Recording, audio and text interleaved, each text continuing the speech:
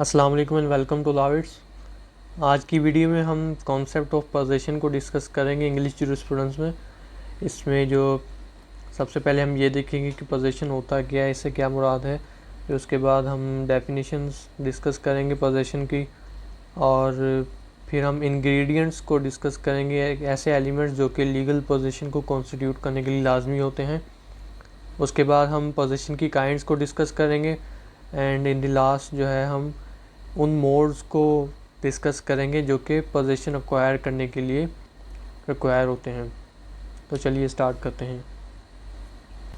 Position जो term है उसका उर्दू में मतलब होता है कब्ज़ा वगैरह, किसी चीज़ को अपने काबू वगैरह में रखना। इसकी लिटरल मीनिंग है to occupy, to have a control, किसी चीज़ पर काबिज होना, कब्ज़ा वगैरह रखना। ये किसी भी ऑब्जेक्ट के ऊपर, किसी मटेरियल थिंग के ऊपर जो है फिज़िकल कंट्रोल का नाम है, उसको हम रेफ़र करते हैं इन टर्म्स ऑफ पोजीशन। पोजीशन का जो कॉन्सेप्ट है, अक्सर लोग क्या करते हैं कि इसको और ऑनरशिप को जो है मिक्स कर देते हैं, लेकिन ये दोनों सेम चीज़ नहीं है। हाँ, इनमें काफ़ी ज़्यादा सिमिलैरिटीज़ हैं, लेकिन ये आप इनको जो है इंटरचेंजेबली जो है इस्तेमाल नहीं कर सकते। पोजीशन में ये होता है कि अगर आप किसी चीज़ को पोजेस कर रहे हैं तो लाजमन ये नहीं होता कि आप उस चीज़ के ऑनर हैं, इस वजह से आप उस चीज़ को पोजेस करें। ये भी हो सकता है कि आप एज अ रेंटी किसी चीज़ को पोजेस कर रहे हैं, लेकिन उस चीज़ की जो ऑनरशिप है वो किसी और बंदे में वेस्ट की हुई है। एज अ बेलर आप किसी किस्म की गुड्स को जो है वो पोजेस कर रहे हैं, आपकी पोजीशन के अंदर हैं, लेकिन उनकी जो ऑनरशिप है वो किसी दूसरे बंदे के पास है। तो पोजीशन का मतलब लाजमन ये नहीं होता कि आप उस चीज़ के ऑनर हैं। पोजीशन सिर्फ एक फ़िज़िकल ऑक्यूपेशन का नाम है कि आप फिज़िकली किसी चीज़ के ऊपर काबिज़ हैं। लाइक ऑनरशिप, ये भी एक राइट इन रैम है। राइट इन रैम जैसे कि हमने काइंड्स ऑफ राइट्स के अंदर डिस्कस किया था कि वो वाले राइट्स होते हैं जो कि अगेंस्ट द होल वर्ल्ड जो है अवेलेबल होते हैं आपको। जैसे कि ऑनरशिप भी एक राइट इन रैम था, अगेंस्ट द होल वर्ल्ड जो है आप इन्फोर्स करा सकते हैं। ये भी बिल्कुल उसी तरीके से एक राइट इन रैम होता है, लेकिन इसमें एक एक्सेप्शन ये होती है कि एक्सेप्ट रियल ऑनर के, उस मटीरियल किसी भी ऑब्जेक्ट के या थिंग के रियल ऑनर के अलावा आप किसी पूरी दुनिया के ख़िलाफ़ जो है इस राइट को एक्सरसाइज कर सकते हैं, पूरी दुनिया को एक्सक्लूड कर सकते हैं जब भी आप उस चीज़ पर काबिज़ हैं उस टेन्योर के दौरान। डेफिनेशंस ऑफ पोजीशन, इसमें हमारे पास 3 डेफिनेशंस हैं। सबसे पहले मिस्टर जॉन सैलमन है। मिस्टर जॉन सैलमन कहते हैं कि possession is the continuing exercise of a claim to the exclusive use of an object. इनके मुताबिक जो है एक कंटिन्यूस तौर से आप जो है किसी चीज़ के ऊपर क्लेम कर रहे हैं, और उस क्लेम को करते हुए आप जो है उस चीज़ का इस तरीके से इस्तेमाल करते हैं कि दूसरे लोगों को आप उस ऑब्जेक्ट के यूज़ से बाहर रखते हैं, एक्सक्लूड कर देते हैं। इस चीज़ का नाम पोजीशन है। मिस्टर फेडरिक पॉलक के मुताबिक in common speech a man is said to possess or to be in possession of anything of which he has the apparent control or from the use of which he has the apparent power of excluding others. इनके मुताबिक आम तौर पर हम उस बंदे को किसी चीज़ का काबिज़ या फिर उस चीज़ के काबिज़ होना कह सकते हैं कि जब उसका किसी चीज़ के ऊपर, ऑब्जेक्ट के ऊपर अपेरेंट कंट्रोल हो, मतलब नज़र आ रहा हो कि एक बंदा उस चीज़ को कंट्रोल करके बैठा हुआ है। या फिर दूसरा तरीका ये हो सकता है कि उसके यूज़ से आप उस चीज़ को इस तरीके से यूज़ करें कि अपेरेंटली आपकी एक पावर शो हो रही हो कि आप दूसरे बंदों को इससे एक्सक्लूड रख सकते हैं। इस चीज़ का नाम पोजीशन होता है। मिस्टर सेविंगी के मुताबिक intention coupled with physical powers to exclude others from the use of material objects. इन्होंने अपनी डेफिनेशन में 3 चीज़ों का जिक्र किया है। एक इंटेंशन, उसको कपल किया है इन्होंने फिज़िकल पावर के साथ, और फिर उन्होंने कहा उस इंटेंशन को कपल करके, मतलब इंटेंशन प्लस फिज़िकल पावर, इन दोनों चीज़ों को इस्तेमाल करते हुए दूसरों को किसी भी मटेरियल ऑब्जेक्ट्स के यूज़ से बाहर रखें। इस चीज़ का नाम पोजीशन है। अब ये जितनी भी डेफिनेशंस पोजीशन की आई हैं, इनमें से कोई भी डेफिनेशन परफेक्ट नहीं थी, क्योंकि पोजीशन एक बहुत किस्म का कह सकते हैं कि एम्बिगिटी है इस टर्म में, जिसको क्लियरली कोई भी जो जूरिस्ट था वो डिफ़ाइन नहीं कर पाया। तो इसको जो है हम इसके इंग्रेडिएंट्स से बेहतर समझ सकते हैं कि अगर आप इन इंग्रेडिएंट्स को सेटिस्फाई कर रहे हैं तो आप वाकई में उस चीज़ को पजेस कर रहे हैं। इंग्रेडिएंट्स में या फिर एलिमेंट्स इनको कह सकते हैं, एक लीगल पोजीशन को कॉन्स्टिट्यूट करने के लिए 2 एलिमेंट्स या फिर इंग्रेडिएंट्स लाजमी होते हैं, इनको सेटिस्फाई करना लाजमी होता है।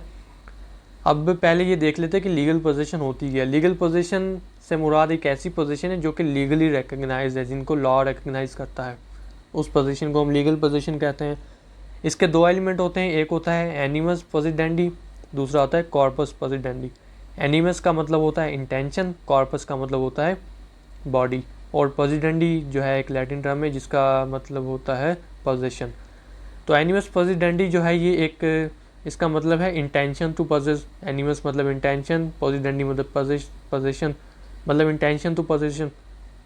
ये एक सब्जेक्टिव या हम कह सकते हैं कि एक मेंटल फैकल्टी होती है पोजेशन की, कि आप जो है मेंटली तौर पर एक आपकी ये इंटेंशन है आपके दिमाग के अंदर कि आप इस चीज़ को पोजेस कर रहे हैं। एक लीगल पोजीशन कॉन्स्टिट्यूट करने के लिए एक पोजेसर की जो है किसी भी ऑब्जेक्ट को होल्ड करने के लिए इंटेंशन होना लाजमी होती है। वो इंटेंशन लीगल भी हो सकती है, इलीगल भी हो सकती है। फॉर एग्जांपल अगर आपकी इंटेंशन ही नहीं है कि आप इस चीज़ को पोजेस करना चाहते हैं तो आप उस एक जो है लीगल पोजीशन कॉन्स्टिट्यूट नहीं कर पाएंगे। अब इसकी अगर एग्जांपल दूं आपको, तो अक्सर हम क्या करते हैं, विंडो शॉपिंग के लिए चले जाते हैं, सैर व तफरीह के लिए जब भी जाते हैं तो मॉल्स वगैरह में हम क्या कर रहे होते हैं, विंडो शॉपिंग कर रहे होते हैं। उस विंडो शॉपिंग के दौरान अगर आप किसी ऑब्जेक्ट को देखते हैं, ऑब्जेक्ट को अगर आपका इरादा होगा कि मैं इसको पोजेस करना चाहता हूँ, ख़रीदना चाहता हूँ, या मैं इसको ऑक्यूपाई करना चाहता हूँ, तो आपकी एक मेंटल फैकल्टी वहाँ पर डेवलप हो जाती है, ठीक है। लेकिन अगर आप वैसे ही विंडो शॉपिंग कर रहे हैं फॉर्मल तरीके से, लेकिन आपकी कोई भी ऐसी इंटेंशन नहीं है मैं किसी ऑब्जेक्ट को जो है ख़रीदना वगैरह चाहता हूँ या पोजेस करना चाहता हूँ, तो पोजेशन की वहाँ पर डेवलपमेंट हो ही नहीं सकती, क्योंकि आप मेंटली तौर पर उस चीज़ के लिए इंटेंशन को नहीं रख रहे। आप कहीं पर जाते हैं किसी मॉल में, आपने क्या किया, वहाँ पर एक ड्रेस पसंद किया, ड्रेस को उठाया, उसको एग्जामाइन किया, आपकी इंटेंशन बन गई कि मैंने ये चीज़ ख़रीदनी है। अगर आपने वो चीज़ पैसे देकर ख़रीद ली लीगली तौर पर, जो भी उसकी कंसिडरेशन थी वो आपने उसको सेलर को दे दी, तो यहाँ पर आपने लीगल तौर पर जो है इस पोजीशन को जो है हम वहाँ पर फिर कह देंगे कि आपने लीगली इस चीज़ को ऑक्यूपाई कर लिया। लेकिन आप क्या करते हैं, ड्रेस उठाई, ड्रेस उठा के आपने बिल्कुल स्पीड लगाई और वहाँ से गायब हो गए विदाउट पैसे दिए, तो ये इलीगली तौर पर जो है आपकी इंटेंशन तो थी, लेकिन पहले केस में क्या थी, लीगल इंटेंशन थी, सेकंड में क्या है, इलीगल इंटेंशन आ गई यहाँ पर। तो पोजीशन भले इलीगल हो, इंटेंशन भले लीगल हो या फिर इलीगल हो, लेकिन वो होनी लाजमी चाहिए आपके बिहाफ पर कि आप इस चीज़ को पोजेस करना चाहते हैं। सेकंड एलिमेंट यहाँ पर आ जाता है कॉर्पस पोसिडेंडी। कॉर्पस मतलब बॉडी, पोसिडेंडी मतलब पोजीशन। पोजीशन ऑफ बॉडी, किसी बॉडी को पोजेस करना, मतलब ऑब्जेक्ट वगैरह को पोजेस करना। ये एक फिज़िकल एलिमेंट है या फिर ऑब्जेक्टिव एलिमेंट हम इसको कह सकते हैं पोजीशन का, जो कि किसी चीज़ के एक्सक्लूसिव कंट्रोल के ऊपर कंसिस्ट करता है कि आपने जो है उस चीज़ को फिज़िकल तौर पर ऑक्यूपाई करना है और आपका उस ऑब्जेक्ट के साथ डायरेक्ट लिंक होना चाहिए, मतलब आपके हाथ के नीचे वो चीज़ होनी चाहिए। पहले में क्या था, सिर्फ आपकी एक मेंटल फैकल्टी होनी चाहिए, इंटेंशन होनी चाहिए। सेकंड केस में कॉर्पस पोसिडेंडी वाले केस में क्या हो रहा है कि आपने उस चीज़ को फिज़िकली ऑक्यूपाई भी करना है, आपकी इंटेंशन भी है, आप उस ऑब्जेक्ट के ऊपर फिज़िकली ऑक्यूपाई भी कर रहे हैं उसको, तो ये एक दोनों एलिमेंट्स मिलकर, दोनों इंग्रेडिएंट्स मिलकर एक लीगल पोजीशन कंस्टिट्यूट करेंगे। अब हम देखते हैं पोजीशन की इकसाम, काइंड्स कौन कौन सी होती हैं पोजीशन की। इसमें सबसे पहली काइंड आती है corporeal and incorporeal position.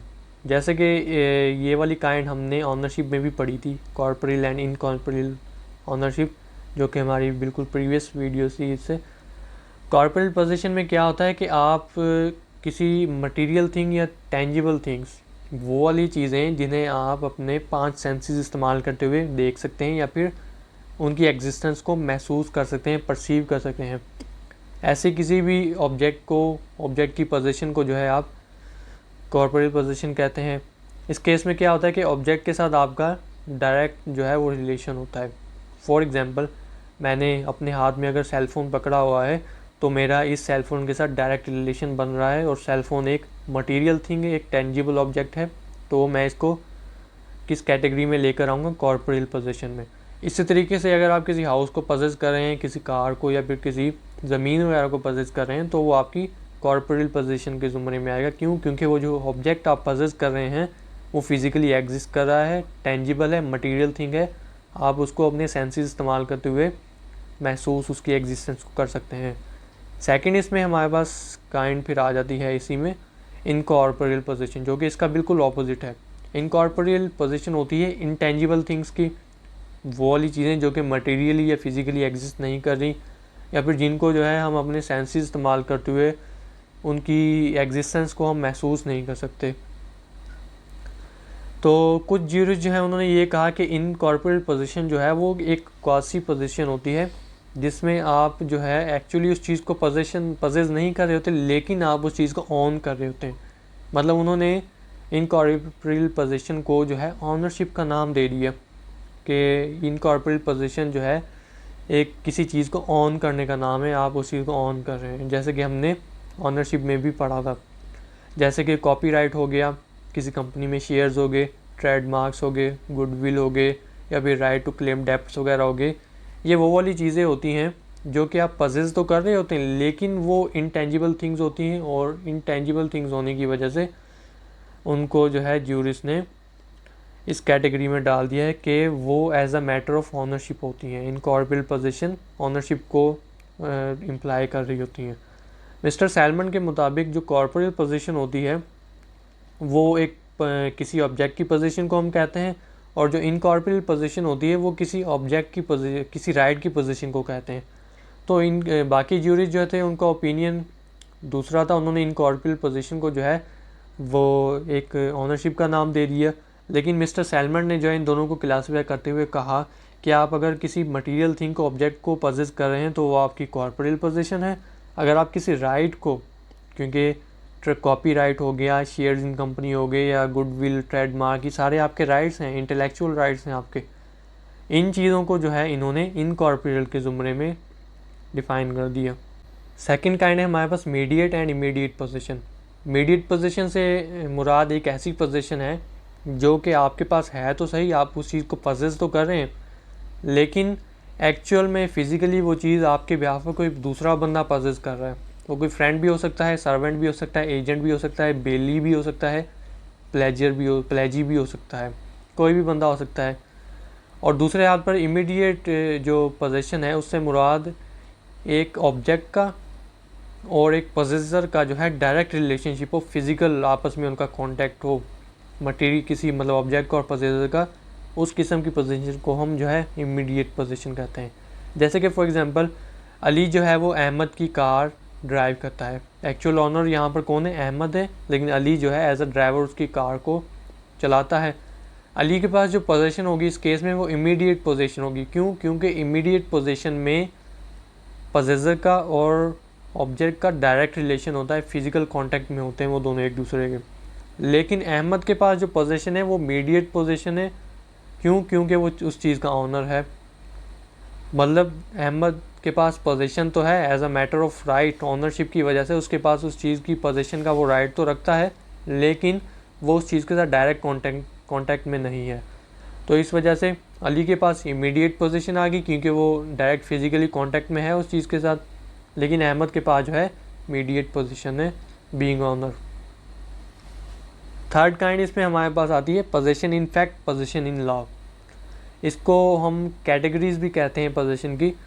Position in fact या फिर दूसरे लफ्ज़ों में तो डी फैक्टो पोजीशन एक ऐसी पोजीशन होती है जिसमें आप फिज़िकली जो है किसी चीज़ को कंट्रोल कर रहे होते हैं।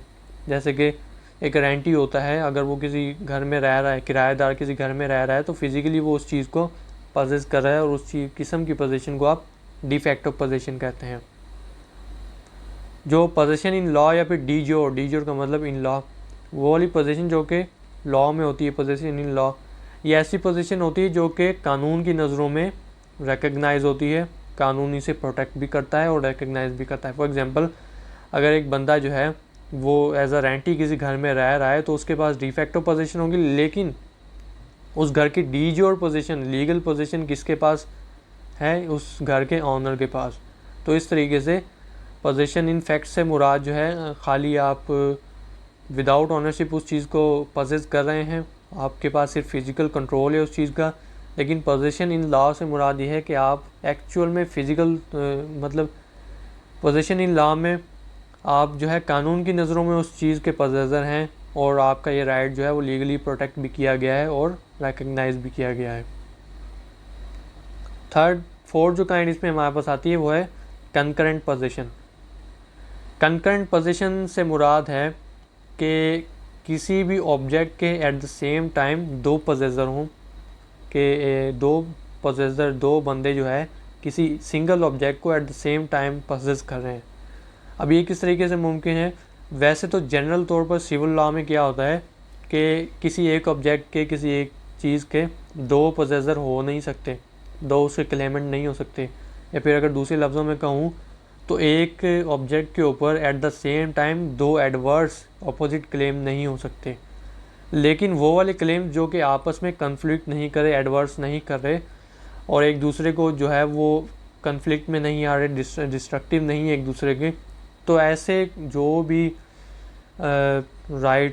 क्लेम्स होंगे as in terms of possession जो है उन्हें हम कंकरेंट पोजीशन कहते हैं।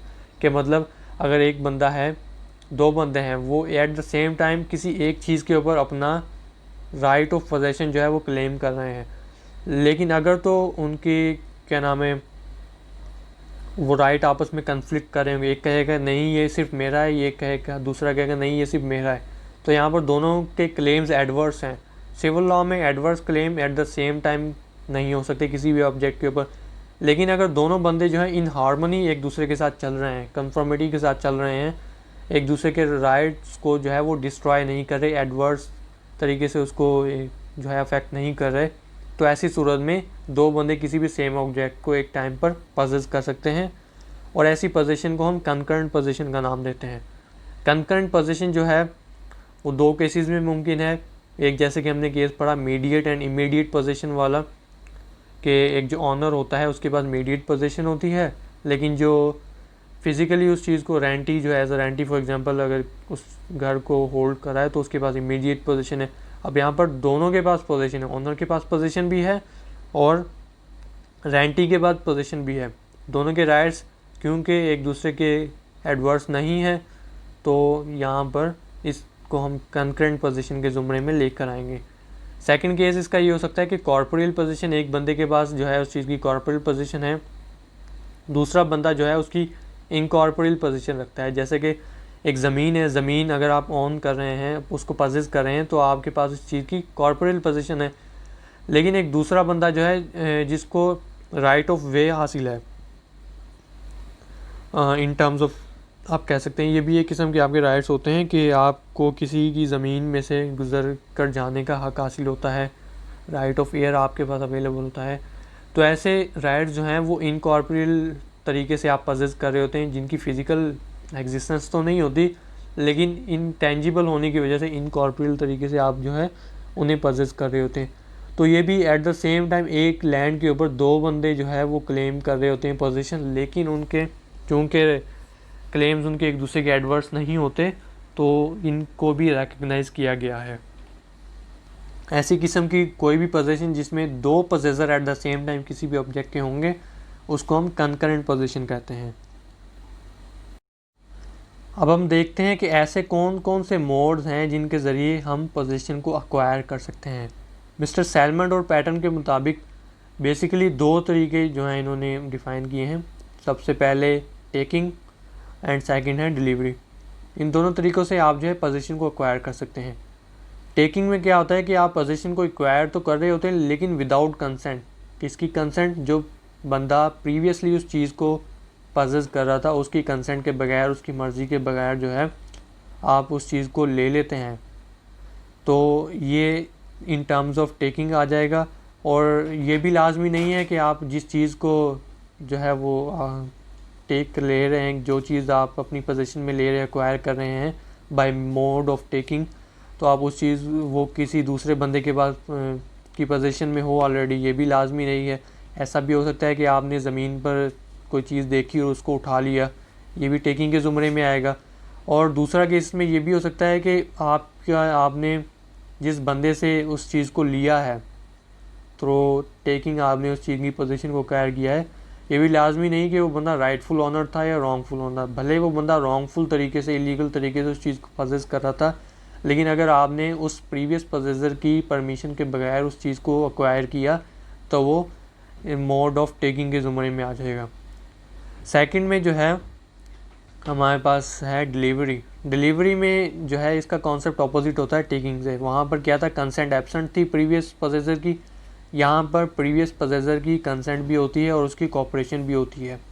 वो अपनी मर्ज़ी के साथ आपको जो है किसी चीज़ की पोजीशन डिलीवर कर रहा होता है। फिर डिलीवरी की फर्दर 3 काइंड्स आ जाती हैं। एक होती है actual delivery, symbolic delivery and third होती है कंस्ट्रक्टेड डिलीवरी।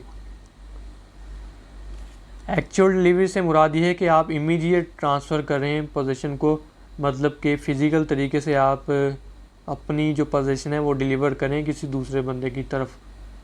और सैम्बलिक डिलीवरी में ये होता है कि सैम्बल से मुराद है कि वो वाली चीज़, वो वाली कोई भी ऐसी चीज़ जो कि किसी दूसरी चीज़ को रिप्रेजेंट कर रही है या फिर उस चीज़ तक जो है आपको एक्सेस दे रही है, ऑब्जेक्ट तक जो कि आप एक्वायर करना चाह रहे हैं। ऐसे केस में क्या होता है इस सैम्बलिक डिलीवरी वाले केस में कि आपको एक सैम्बल के ज़रिए उस चीज़ की पोजीशन दी जाती है। फॉर एग्ज़ाम्पल जैसे कि कार की अगर आपको पोजीशन दी जाए तो कार तो आपको फ़िज़िकली तौर पर उठाकर नहीं दी जाएगी ना, कार की सिर्फ आपको चाबी दी जाएगी या फिर उसके डॉक्यूमेंट्स दी जाएंगे, और वो जो चाबी या फिर डॉक्यूमेंट्स होंगे वो एज अ सैम्बल होंगे जिसके थ्रू आपको उस ऑब्जेक्ट की, कार की पोजीशन दी जा रही है। दूसरा केस हमारे पास हो सकता है कि एक वेयर हाउस है, गोडाउन है जिसमें कोई गुड्स वगैरह पड़ी हुई हैं, आपको गोडाउन की चाबी दी जा रही है या फिर कोई ऐसा डॉक्यूमेंट वगैरह आपको दिया जा रहा है जो कि आप वहाँ पर दिखाकर उस चीज़ की पोजीशन हासिल कर सकते हैं। तो ये भी किस्म से वो जो डॉक्यूमेंट होगा या फिर गोडाउन की चाबी आपको दी जा रही है वो सैम्बल कहलाएगी, और उस सैम्बल के ज़रिए आपको जो है गुड्स की या फिर किसी ऑब्जेक्ट की डिलीवरी दी जा रही है। तो ऐसी कोई भी डिलीवरी जो कि सैम्बल के ज़रिए दी जाए, सैम्बलिक मीन्स दी जाए, उसको हम सैम्बॉलिक डिलीवरी कहते हैं। थर्ड काइंड इसमें हमारे पास होती है कंस्ट्रक्टेड डिलीवरी। इसमें क्या होता है कि एक्चुअल तौर पर गुड्स जो है एक बंदे से दूसरे बंदे की तरफ मूव नहीं हो रही होती। जैसे कि हमने एक्चुअल डिलीवरी में देखा, सेलर डायरेक्ट बायर को जो है या फिर ऑनर डायरेक्ट बायर को जो है फिज़िकल पोजीशन डिलीवर कर रहा होता है। सैम्बॉलिक में भी बाय मीन्स ऑफ सैम्बल जो है वो पोजीशन तो डिलीवर कर रहा होता है ना, गुड्स मूव हो रही होती हैं। लेकिन कंस्ट्रक्टेड डिलीवरी में एक्चुअल तौर पर गुड्स मूव नहीं हो रही होती। इसमें फिर फर्दर हमारे पास 3 केसेस आ जाते हैं, 3 काइंड्स हैं, जिसमें सबसे पहले हमारे पास है ट्रेडिशियो ब्रेवी मैनू। इसमें क्या होता है कि सिर्फ मीडिएट पोजीशन जो है एक बंदे से दूसरे बंदे की तरफ ट्रांसफ़र होती है, लेकिन जो इमीडिएट पोजीशन है वो पहले से उस बंदे के पास अवेलेबल होती है। फॉर एग्ज़ाम्पल अली जो है वो अहमद से एक बुक उधार लेता है, अली ने बुक उधार ली अहमद से, अहमद उस चीज़ का ऑनर था। बाद में अहमद ने किया गया कि वो बुक जो है वो अली को गिफ्ट कर दी, मतलब ऑनर ने वो बुक गिफ्ट कर दी किसको, अली को, जिसने कि बुक उधार ली थी। पहले ऑनर कौन था, अहमद था। अली सिर्फ उस चीज़ को पजेस कर रहा था अहमद के बिहाफ पर या फिर एज अ फ्रेंड। अहमद ने जब उस चीज़ को गिफ्ट कर दिया अली की तरफ तो ऑनरशिप ट्रांसफ़र हो जाएगी अली को। तो ऑनरशिप के साथ साथ जो उस चीज़ की mediate possession in by means of ownership Ahmad के पास थी वो भी अली के पास चली जाएगी। इसमें हमारे पास सेकंड केस है कॉन्स्टिट्यूटम पोजेसरियम, जिसका मतलब है एन एग्रीमेंट टचिंग पोजीशन। इस केस में क्या होता है कि मीडिएट पोजीशन ट्रांसफ़र होती है, लेकिन इमीडिएट पोजीशन जो है वो ट्रांसफरर के पास ही रहती है। कि जो बंदा मीडिएट पोजीशन आपको दे रहा है, इमीडिएट पोजीशन डायरेक्ट लिंक जो है उसका अभी तक गुड्स के ऊपर है। जैसे कि ए और बी हमारे पास 2 पार्टीज़ हैं, ए जो है वो बायर है, बी जो है वो सेलर है, और बी जो है एक वेयर हाउस मैन भी है जो कि किसी गोडाउन को ऑन कर रहा है या उसका कीपर वगैरह है। अब ए ने बी से गुड्स तो ख़रीद ली, लेकिन बी कहता है ए से के साथ अग्रीमेंट कर लेता है कि वो ए के बिहाफ पर, जो बायर है उसके बिहाफ पर गुड्स को पजेस करेगा। अब यहाँ पर सेलर ने बायर को सिर्फ मीडिएट पोजीशन ट्रांसफ़र की है, जबकि इमीडिएट पोजीशन जो है वो अभी तक सेलर के पास अवेलेबल है। क्यों? क्योंकि उसका डायरेक्ट लिंक अभी तक बरकरार है गुड्स के साथ। तो ऐसी सूरत में इमीडिएट पोजीशन जो है वो ट्रांसफ़र नहीं होती, सिर्फ mediate position by means of ownership जो है वो ट्रांसफ़र हो जाती है। इसमें थर्ड केस हमारे पास है अटॉर्नमेंट। अटॉर्नमेंट से मुराद ये होता है कि आप सिर्फ मीडिएट पोजीशन को ट्रांसफ़र कर रहे हैं, बल्कि जो इमीडिएट पोजीशन है वो किसी थर्ड पर्सन, किसी एजेंट के पास है शुरू से ही। मतलब सेलर जो है बायर को गुड्स बेच रहा है, लेकिन जो इमीडिएट पोजीशन थी वो ना ही सेलर के पास होती है ना ही बायर के पास जा रही है, वो किसी तीसरे बंदे के पास है। जैसे कि ए जो है एज आ एजेंट बी के बिहाफ पर गुड्स पजेस करता है, बी उन चीज़ों का ऑनर है, बी उन गुड्स को जो है वो सी को बेच देता है। अब जब वो सी को गुड्स बेचता है और ए जो एज आ एजेंट पहले बी की गुड्स ख़रीद रहा पजेस कर रहा होता है, होल्ड कर रहा होता है उनको, वो फिर जो है बाद में सी के बिहाफ पर जो है, जो कि न्यू ऑनर होता है, उसके बिहाफ पर उन गुड्स को पजेस करने के लिए एग्री हो जाता है। अब यहाँ पर क्या होता है, मीडिएट पोजीशन ट्रांसफ़र होती है बी टू सी, बी से सी की तरफ, बी सेलर था, सी जो है बायर था, इन दोनों में मीडिएट पोजीशन जो है वो ट्रांसफ़र होगी बी से सी की तरफ। लेकिन इमीडिएट पोजीशन वो पहले भी ए के पास थी और बाद में भी एग्जीक्यूशन के बाद, सेल की एग्जीक्यूशन के बाद ही भी वो ए के पास ही रहती है, एजेंट उनको होल्ड कर रहा होता है।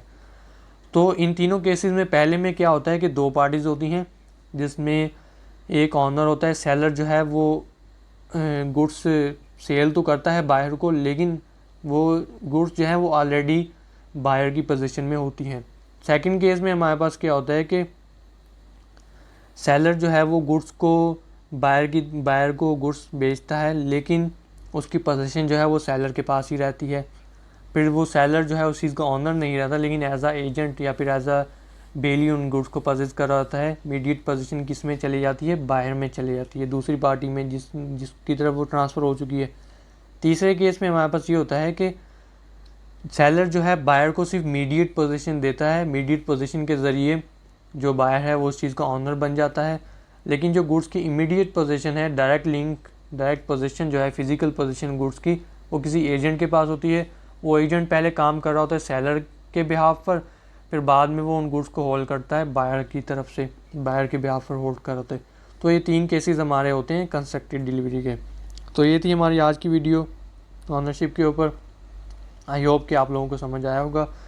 अगर कोई क्यूरी वगैरह होती है तो आप कमेंट्स में पूछ सकते हैं। And thank you for watching, stay tuned, जज़ाकुमुल्लाह खैर।